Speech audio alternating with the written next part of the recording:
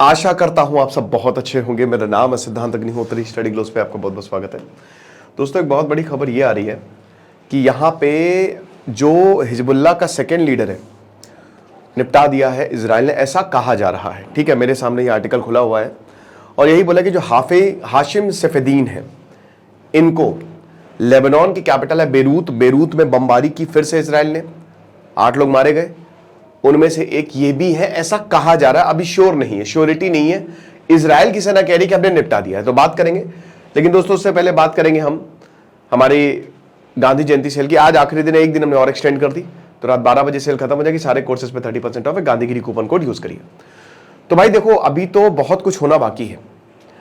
अभी India active हो गया है। कहीं पाकिस्तान को ना निपटा दे गुरु, चाबहार। अभी करूंगा मैं उस पर एक अलग से ही लेक्चर करूंगा, आपको बताऊंगा कि भारत एक्टिव, तगड़े तरीके से भारत एक्टिव हो गया ईरान में।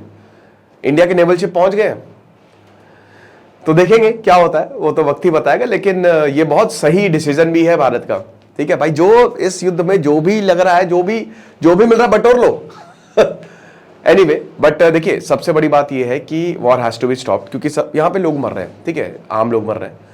बट यहाँ जो सेकेंड इन कमांड थे हाशिम सफेदीन, क्योंकि हसन नसरल्ला मर गया, उसका देहांत हो गया।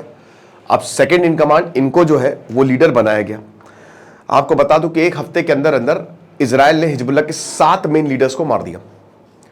हाशिम सफेदीन की जो बेटे हैं, उनकी शादी हुई थी कासिम सुलेमानी से के बेटी से, और हाईली पब्लिक, ये कासिम सुलेमानी वही है IRGC कुद्स फोर्स के मेन जनरल, सबसे लीड, जिनको अमेरिका ने मार दिया था आज से 4 साल पहले। ठीक है, 5 साल पहले। तो ये वही कासिम सुलेमानी है। तो अब ईरान के Qasem Soleimani waits with Hezbollah second in command son. तो यहां साफ साफ था, हाईली पब्लिसाइज्ड थी, और ये अमेरिका को दिखाया था कि हमारे मतलब ईरान और हिजबुल्लाह के बहुत अच्छे रिश्ते हैं। राइट, ये हुआ है।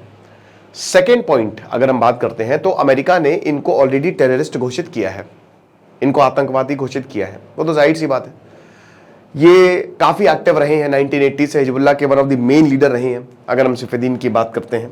ठीक है, जो पूरा लेबनीज सिविल वॉर चला, ये भी भाई धर्मगुरु हैं, क्लेरिक हैं, शियाइट हैं, तो काफी ज्यादा एक्टिव रहे हैं।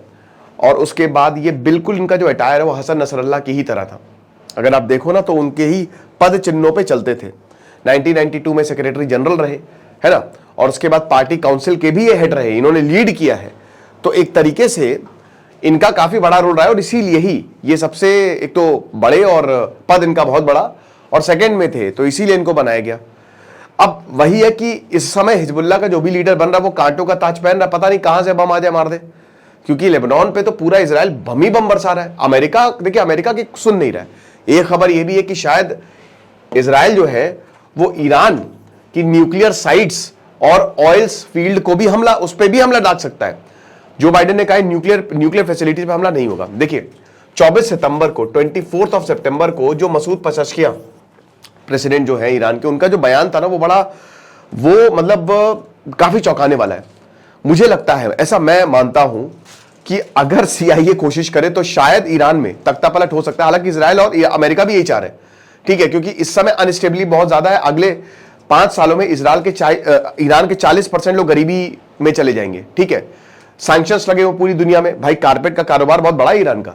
यूनाइटेड नेशन में जो कारपेट बिछी हुई सब ईरान से आई है, one of the finest carpet, बहुत मेहनती, बहुत जबरदस्त। भाई, फारसी, देखिए इंडिया और पर्शिया, हमारे यहाँ कितने फारसीज हैं आपको पता ही है ना, कितने बड़े बड़े लोग जो भारत में अमीर है।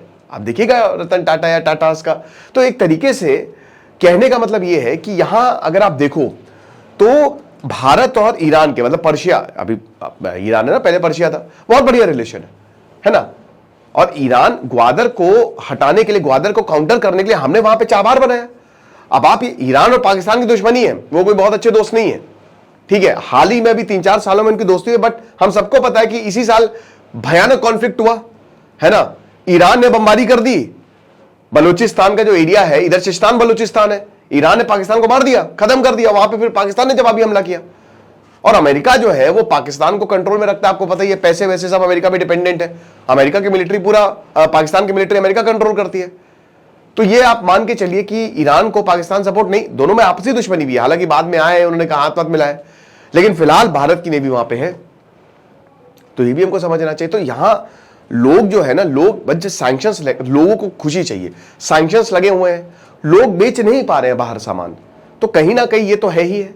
तो अब मसूद पज़ेश्कियां का ये जो बयान था बहुत ही, ये थोड़े लिबरल माने जाते हैं, जब से इब्राहिम रईसी थोड़े कट्टर थे, ये लिबरल माने जाते थोड़े से, बहुत इनकी आलोचना हुई है, इनके घर में इनको गद्दार बोला गया है ना, कि ऐसा कैसे बोल दिया। इन्होंने कहा कि हम न्यूक्लियर जो JCPOA जो डोनाल्ड ट्रंप ने कैंसिल कर दी थी, हम उसको रिवाइव करने को तैयार है, बस शर्तें बदल दीजिए। ये साफ साफ था कि हम अमेरिका और यूरोप से बात करने को तैयार है।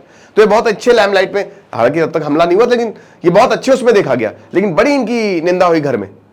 अब इजराइल कह रहा है कि हम, देखिए क्योंकि ईरान लगभग न्यूक्लियर बॉम्ब बना ही लेगा, और इजराइल कहता है अगर ऐसा हुआ तो हम खतरे में पड़ जाएंगे, हमारा अस्तित्व खतरे में पड़ जाएगा, तो हम ऐसा तो होने नहीं देंगे। तो सिंपल सी बात है कि पहले तो लेबनान को खत्म करो, फिर इधर यमन को खत्म करो, और उसके बाद ईरान पे ऊपर जाए तो जाए। लेकिन जो बाइडेन ने कहा है कि देखिए ऑयल फीड्स पे, ये न्यूक्लियर फैसिलिटी पे तो हमला नहीं होगा। अब देखिए ईरान के पास दुनिया में सबसे ज्यादा रिजर्व्स है, सप्लाई और रिजर्व में एक वो बड़ा अंतर है, याद रखिएगा, रिजर्व होना बहुत बड़ी बात है। अब क्योंकि सैंक्शंस लगे तो ईरान वो तेल बेच नहीं सकता, लेकिन हर किसी को चाहिए तेल। और हम अभी मैंने लेक्चर लिया था, परसों ही लेक्चर लिया था, पूरा इतिहास बताया था कि आखिरकार 1780 कजार डायनेस्टी से लेकर पहलवी डायनेस्टी तक ये कैसे अमेरिका, यूके और रशिया, इन तीनों देशों का स्टेक रहा है ईरान में। वो आप देखिएगा, मैं डिस्क्रिप्शन बॉक्स में लिंक दे दूंगा। लेकिन वही बता रहे ना कि ये वाला जो रीजन है, इजराइल इसको टारगेट कर रहा है, हो सकता है टारगेट करे, बट मुझे ऐसा लगता है ऐसा नहीं करेगा, क्योंकि ये बहुत बड़ा कॉन्फ्लिक्ट में तब्दील हो जाएगा, इजराइल को फिर प्रॉब्लम झेलनी पड़ सकती है। देखिए हमको ये नहीं भूलना चाहिए कि इजिप्ट हो गया, गल्फ कंट्रीज हो गई जितनी भी, अमेरिका हो गया, वो एक गल्फ कंट्रीज भी एक हद तक ही चीजों को कंट्रोल करेंगे ना, एक हद तक ही बर्दाश्त करेंगे। अगर इतना ही इजराइल सुन नहीं रहा अमेरिका की, अगर इतना ही ज्यादा आगे बढ़ जाएगा इजराइल, तो मुझे नहीं लगता कि फिर कोई बर्दाश्त करेगा। फिर प्रॉब्लम इजराइल के लिए भी, तो वो भी कैलकुलेटेड रिस्क ले रहा है। लेकिन हमको ये भी समझना चाहिए कि देखिए इस समय हर किसी के अपने पॉलिटिकल एम्बिशंस हैं। सऊदी, देखिए क्या है ना कि सऊदी जो है, लगभग ईरान, इजराइल और सऊदी की डील हो ही गई थी, ठीक है, लगभग, लेकिन फिर वही 7 अक्टूबर को वॉर हो गया। लगभग क्या डील ही हो गई थी। इजिप्ट हो गया, सऊदी, यमन, ओमान, इन सबकी अलग अलग जो है वो पॉलिटिक्स है। इन गल्फ कंट्रीज को पता है कि देखिए इजराइल अगर ईरान को हराएगा तो इसमें सऊदी का बहुत बढ़िया फायदा है, बहुत बढ़िया। भाई यमन गया, लेबनान गया, और एक अल्टरनेटिव रूट निकाल दीजिए। अब अगर अल्टरनेटिव रूट में सबसे ज्यादा किसको फायदा होगा? सऊदी को। भाई सऊदी जो है वो, अगर आप यहां से अल्टरनेटिव रूट निकालते हैं तो आसानी से सऊदी अपने तेल और गल्फ कंट्रीज अपने तेल बिल बेच सकते हैं।